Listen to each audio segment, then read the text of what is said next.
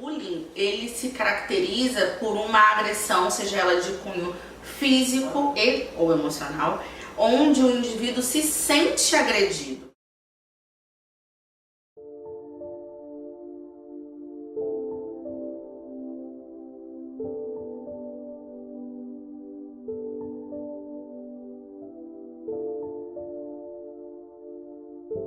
A pessoa que pratica o bullying, né, o autor do bullying, por assim dizer, geralmente é aquele valentão.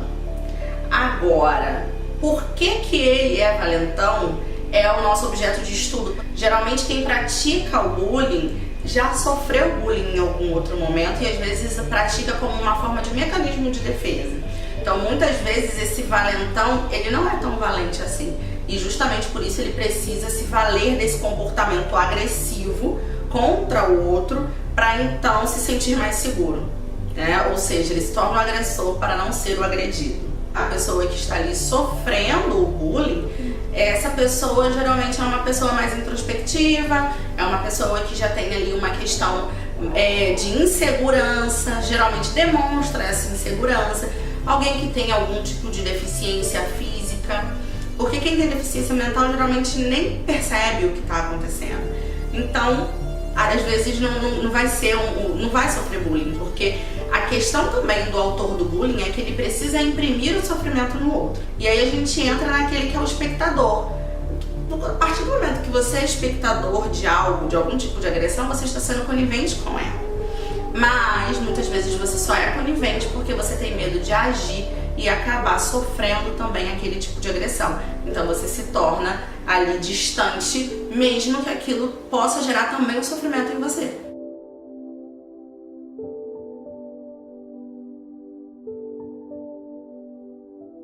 A criança ou adolescente, ele aprende pelo exemplo e não pelo que lhe é dito. Então isso geralmente caracteriza muito a pessoa que começa a praticar o bullying.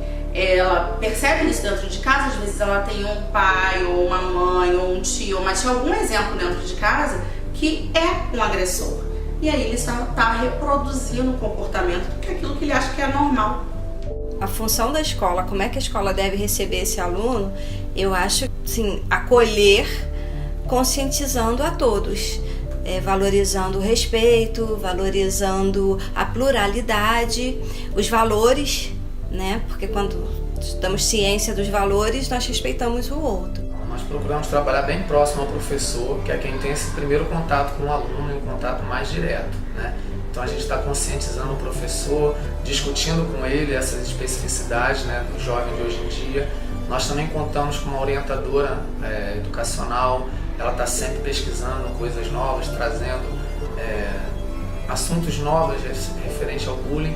E a gente tem uma psicóloga que trabalha em conjunto com a escola, ela trabalha dentro da escola. Então assim que nós indicamos, notamos algum aluno com uma característica que ultrapassa o pedagógico, nós encaminhamos para ela com todo um relatório e ela vai fazendo esse feedback conosco e a gente consegue bastante avanços nessa área, trabalhando todo mundo em conjunto.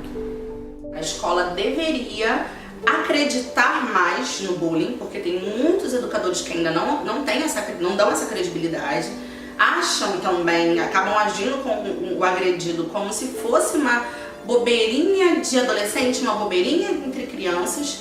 Então deveriam validar mais, psicoeducar esses alunos, mostrar que o bullying existe, mostrar o que é o bullying e prestar um suporte real. Então, você foi agredido? Venha até mim. Os professores são preparados, só que é sempre bom a gente melhorar. Até porque sempre tem novidade, né? E as coisas mudam de escola para escola.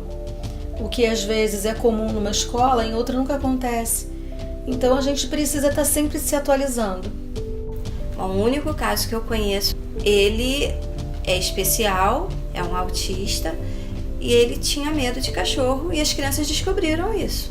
Então era assim, a zoação atrás dele correndo, fazendo barulho de cachorro, chamando o cachorro, e ele se irritava muito com isso. Um certo dia eu cheguei e ele estava com uma pedra na mão para atacar nas crianças, entendeu? Mas sempre nós fomos conversando, a nossa ação foi conversar com os professores, conversar com as turmas, para que diminuísse, amenizasse.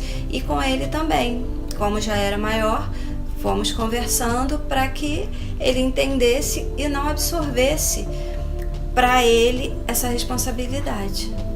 Apesar dela não ter assim apontado, a gente não tem ainda definitivo o caso como bullying, né? Por experiência nesse campo de atuação, nós percebemos que esse isolamento dela, né, ele provavelmente vem de uma não aceitação do grupo por alguma característica que a gente ainda está investigando com a aluna, né? E ela, para preservar essa relação amistosa com o grupo, ela também evita apontar o culpado ou apontar no grupo o culpado. Ela prefere culpar a si mesmo pelo jeito pessoal dela. O professor, ele precisa, quando está dentro de sala de aula, ele precisa saber o que ele está enfrentando. Coisas que a gente sabe que não é bem por aí. Você faz um concurso, você passa, ou você é contratado, e você cai de paraquedas dentro de uma sala de aula, sem muitas vezes compreender como que é aquele contexto. Será que alguém preparou aquele professor que está ali em sala de aula para o que ele iria enfrentar? Porque muitas vezes o professor também é agredido. E existe um limite até onde ele pode ir para se defender. Então, tudo isso, a escola prestando um suporte, com apoio psicológico, seja em parceria ou com um psicólogo dentro da própria escola, isso é fundamental. E também de orientar esse professor, porque geralmente o aluno agredido, ele vai primeiro ao professor, para depois chegar na coordenação, secretaria, direção, enfim.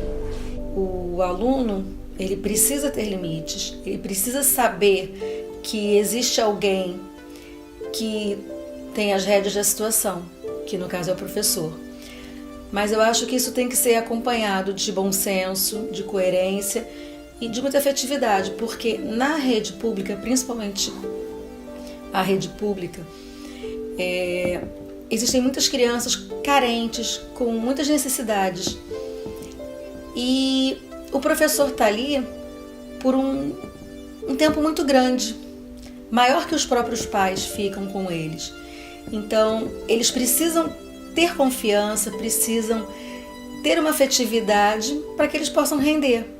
Nós procuramos, dentro da proposta pedagógica da escola, trabalhar essa diversidade, e a melhor forma que o aluno tem de, apesar de se intitular diferente, dele poder acolher essa diferença do outro e buscar o crescimento mútuo, que é o que traz um fruto melhor para a sociedade.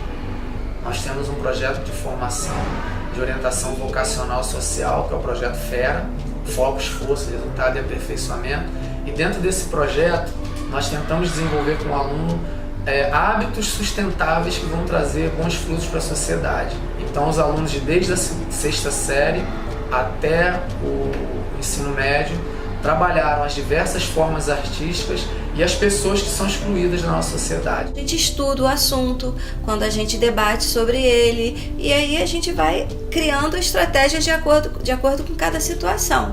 Hoje existe uma lei em relação ao bullying, porque os casos de bullying aumentaram torrencialmente. Claro que é uma conquista, porém essa lei, em termos práticos, hoje em dia não serve para absolutamente nada. A não ser para que alguém chegue e fale, olha, existe uma lei, então você já é crime, então você precisa parar com isso. Mas o que a gente sabe que menor de idade sofre?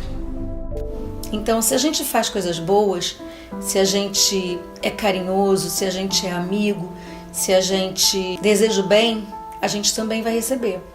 Agora, se a gente faz o mal, pratica a violência, a gente vai dar o direito ao outro fazer o mesmo com a gente. Então a gente nunca deve fazer aquilo que a gente não quer receber de troca. Então quando alguém chega até você, ouça. Ouça e não deboche, não minimize a dor do outro. Porque o que é dor pra mim, o máximo de dor que eu experimentei não é o máximo de dor que você experimentou, por exemplo. Não é à toa que nós estamos vendo cada vez mais práticas aí de suicídio, porque não dá conta do emocional. E às vezes uma palavra de incentivo, de acolhimento, seria o suficiente para evitar que esse tipo de coisa acontecesse.